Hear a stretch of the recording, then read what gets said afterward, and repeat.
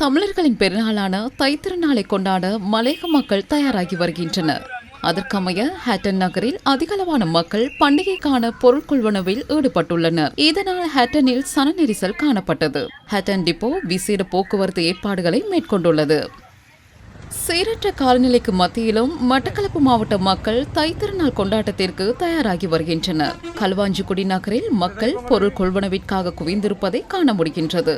போலீசார் விசேட பாதுகாப்பு ஏற்பாடுகளை மேற்கொண்டுள்ளனர். மட்டக்களப்பு நகரிலும் மக்கள் தைத்திருநாள் ஆடை கொள்வனவு மற்றும் பொருள் கொள்வனவில் ஈடுபடுவதை காண முடிந்தது. இதற்கென அரசாங்க அதிபரின் பணிப்புரைக்கு அமைய விசேட போக்குவரத்து ஏற்பாடுகளும் மேற்கொள்ளப்பட்டுள்ளன. தைப்பொங்கல் கொண்டாட்டத்திற்காக பொருட்கொள்வனவுக்கென அதிகளவான மக்கள் கல்முனை நகரத்திற்கு வருகை தந்தனர். கல்முனை பிராந்திய போக்குவரத்து சேவைகள் அதிகளவு பேருந்துகளை எதற்கென ஒதுக்கியிருந்தது. தைப்பொங்கல் சிறப்பாக அமைஞ்சிருக்கு, நன்றி சொல்லணும்.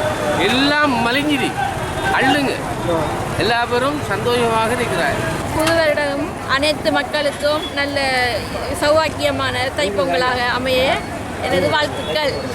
பண்டிகை காலத்தை முன்னிட்டு மட்டக்களப்பு களுவாஞ்சிக்குடி சுகாதார வைத்திய அதிகாரி அலுவலகத்திற்குட்பட்ட பகுதிகளில் பொது சுகாதார பரிசோதகர்கள் விசேட பரிசோதனைகளை முன்னெடுத்தனர். காலாவதியான பொருட்களின் தரம் உள்ளிட்டவற்றை அவர்கள் பரிசோதனை செய்தனர்.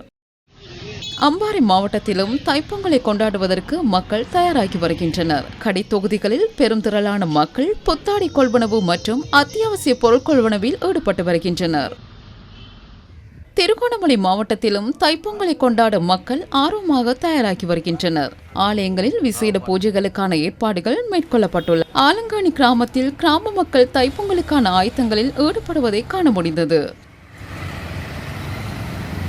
ஹேட்டன் டிக்கோய நகர சபையினால் இன்றைய தினம் ஹேட்டன் நகரில் உள்ள நடைபாதை வர்த்தக நிலையங்கள் அகற்றப்பட்டன.